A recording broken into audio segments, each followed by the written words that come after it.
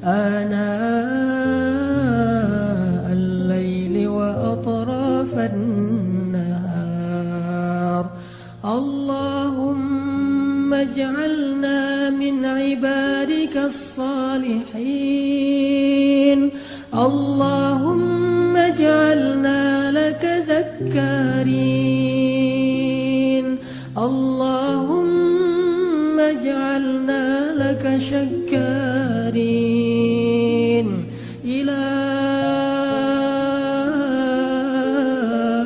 إلهنا يا الله يا الله اللهم إليك أسلمنا وبك آمنا وعليك توكلنا وإليك أنبنا وبك خاصمنا ظلمنا أنفسنا يا الله ظلمنا أنفسنا يا الله ظلمنا أنفسنا يا الله وإن لم تغفر لنا وإن لم تغفر لنا وترحمنا لنكونن من الخاسرين إلهنا يا Allah, Engkaulah Tuhan kami yang Maha Pencipta. Engkaulah Tuhan kami yang Maha Memelihara. Engkaulah Tuhan kami yang Maha Pengasih. Engkaulah Tuhan kami yang Maha Penyayang. Engkaulah Tuhan kami yang Maha Baik. Engkaulah Tuhan kami yang Maha Lembut, ya Allah. Karuniamu meliputi langit dan bumi, ya Allah. Tidak ada satupun kebaikan yang kami rasakan dalam hidup kami kecuali itu anugerah darimu, ya Allah. Dan tidak ada satupun keburukan yang kami dapatkan dalam hidup kami kecuali karena kesalahan-kesalahan kami sendiri, ya Allah. Engkau yang Maha menutupi aib-aib kami, sedangkan Engkau tahu setiap rahasia-rahasia kami, ya Allah. Engkau tahu rahasia yang tersembunyi di dalam lubuk hati kami, ya Allah. Engkau tahu rahasia-rahasia di masa lalu kami, ya Allah. Engkau tahu rahasia-rahasia dalam diam kami, ya Allah. Tidak ada satupun yang luput dari ilmu dan penglihatan-Mu, ya Allah. Ilahana, Engkau menutupi aurat dan aib kami, ya Allah. Engkau menjaga celah-celah kami, ya Allah. Seandainya Engkau membuka satu saja dari aib-aib kami, pasti tidak ada seorang pun yang mau berteman dengan kami. Pasti semua orang akan mencela kami dan menghina kami, ya Allah. Kami dianggap mulia karena Engkau menutupi aib-aib kami, ya Allah. Betapa maha baiknya Engkau, ya Allah. Betapa maha baiknya Engkau kepada kami. Engkau tidak membuka aib kami agar kami bertaubat, tetapi Engkau malah menunggu kami datang kepada-Mu. Engkau sabar melihat kami berbuat dosa. Engkau sabar melihat kami bermaksiat. Engkau sabar melihat kami ingkar. Engkau tidak murka kepada kami. Engkau tidak timpakan kami azab-Mu seketika saat kami berbuat salah. Betapa baiknya Engkau ya Allah. Kami berjanji kepadamu lalu mengingkarinya. Kami meminta maaf kepadamu lalu mengulanginya. Kami minta ampun kepadamu lalu sengaja melakukannya. Tapi Engkau tidak marah kepada kami ya Allah. Berulang kali kami melakukan kesalahan-kesalahan yang sama. Berulang kali kami meninggalkan sholat. Berulang kali kami berbuat maksiat. Tetapi Engkau sabar kepada kami ya Allah.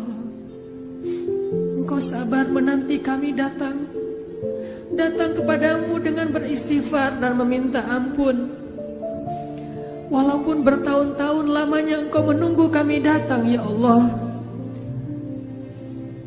Engkau selalu berbaik sangka kepada kami. Engkau tidak mencelakai kami di hari ketika kami berbuat dosa ya Allah, karena Engkau kasihan kepada kami. Sekiranya Engkau membinasakan kami saat sedang kami berbuat dosa, pastilah kami akan binasa dan celaka selama-lamanya di akhirat ya Allah. Pastilah kami akan sengsara abadi di dalam neraka. Tapi Engkau Maha Penyayang. Engkau kasihan kepada kami. Engkau tunggu kami datang kepadamu. Di siang hari Engkau menunggu kami tidak datang. Di malam hari Engkau menunggu kami tidak datang. Di hari Jumat Engkau menunggu kami datang, kami pun tidak datang. Di bulan Ramadan Engkau menunggu kami bertobat, kami pun belum sadar. Betapa sabarnya Engkau menunggu kami ya Allah. Sedangkan kami tidak sabar menunggu Engkau mengijabah doa-doa kami yang baru sehari atau 2 hari ya Allah. Kami tidak sabar menunggu Engkau mengabulkan permintaan kami, padahal baru saja beberapa saat kami meminta. Sedangkan Engkau sabar menunggu kami meminta ampun kepadamu bertahun-tahun lamanya berbuat dosa ya Allah. Betapa baiknya Engkau ya Allah.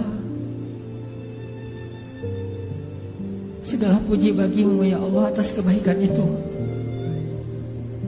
Segala puji bagimu ya Allah atas kesabaranmu itu ya Allah. Segala puji bagimu ya Allah atas kasih sayang itu. Kini kami datang ya Allah. Kami datang setelah sekian lama Engkau menanti ya Allah. Kami sadar diri kami tidak pantas. Kami sadar diri kami tercela dan hina. Kami sadar diri kami sudah berlebihan kepadamu ya Allah. Kami sadar diri kami sudah melampaui batas ya Allah. Tapi kami tidak mau menjadi orang-orang yang berputus asa ya Allah. Kami tidak mau menjadi orang yang berputus asa dari rahmat-Mu ya Rabbana. Karena kami tahu Engkau saja tidak pernah berputus asa untuk menunggu dan memaafkan kami. Sungguh tidak pantas kami berputus asa meminta maaf kepadamu, sedangkan Engkau tidak berputus asa memaafkan. Kini kami datang ya Allah. Kami datang dengan hati kami yang pasrah, hati yang dipenuhi rasa penyesalan terhadap dosa-dosa di masa lalu. Kami datang kepadamu ya Allah. Maafkanlah salah-salah kami ya Allah. Ampunkanlah dosa-dosa kami ya Allah. Yang bahkan dosa baru saja kami lakukan beberapa waktu yang lalu ya Allah. Dosa yang kami malu untuk menyebutkannya satu persatu ya Allah. Dosa yang kami tidak sanggup menghitung jumlahnya ya Allah. Dosa-dosa besar yang membuat kami merasa sangat malu di hadapan-Mu ya Allah. Ampunkan dosa-dosa kami ya Rabbana. Kami pernah meninggalkan sholat sekian kali banyaknya ya Allah. Padahal kami tahu sholat adalah yang pertama dihisab nanti di akhirat. Maafkanlah kesalahan-kesalahan kami. Kami pernah durhaka kepada orang tua kami ya Allah. Kami durhaka kepada ibu dan ayah kami, ya Allah. Kami menyakiti perasaan ibu dan ayah kami. Pernah ibu kami menitikan air mata karena sedih, karena dosa dan kesalahan kami, ya Allah. Pernah ibu kami menangis diam-diam setelah kami membentaknya, ya Allah. Pernah ibu kami menangis diam-diam setelah kami memarahinya, ya Allah. Ibu kami sakit sendiri di rumah dan kami tidak datang menjenguknya, ya Allah. Ibu kami menelpon kami tetapi kami tidak mengangkat teleponnya karena alasan sibuk, ya Allah. Kami jarang datang menemuinya di rumah, ya Allah, dengan alasan tidak punya waktu, ya Allah. Padahal kami punya waktu untuk jalan-jalan dengan keluarga kami sendiri, jalan-jalan dengan teman-teman kami. Kami punya waktu untuk bermain, tetapi kami beralasan tidak punya waktu untuk menemui ibu kami, ya Allah. Sungguh kami durhaka kepada orang tua kami, ya Allah. Maafkan kami, Ilahana. Janganlah Engkau murka kepada kami, ya Allah. Janganlah Engkau berpaling dari kami, ya Allah. Janganlah Engkau cabut rahmat-Nya dari hidup kami, ya Allah. Janganlah Engkau tutup pintu hidayah bagi kami, ya Allah, karena dosa-dosa kami. Betapa rugi dan celakanya hamba yang telah Engkau palingkan rahmat-Mu darinya, ya Allah. Maafkan kesalahan kami, Ilahana. Bimbinglah hati kami, ya Allah. Kami ingin memperbaiki diri. Kami ingin berhijrah. Kami ingin bertaubat. Kami ingin mendekat kepadamu, ya Allah. Bimbing kami harus seperti apa. Karena kami ini bodoh, ya Allah. Kami ini bodoh, ya Allah. Tidak tahu apa-apa. Bimbing kami di jalan-Mu, ya Allah, agar kami sampai ke dalam ridho-Mu, ya Allah. Rabbana atina fid dunya hasanah wa fil akhirati hasanah wa qina adzabannar. Subhanakallahumma wa bihamdika asyhadu an la ilaha illa anta astaghfiruka wa atubu ilaik. Assalamualaikum warahmatullahi wabarakatuh.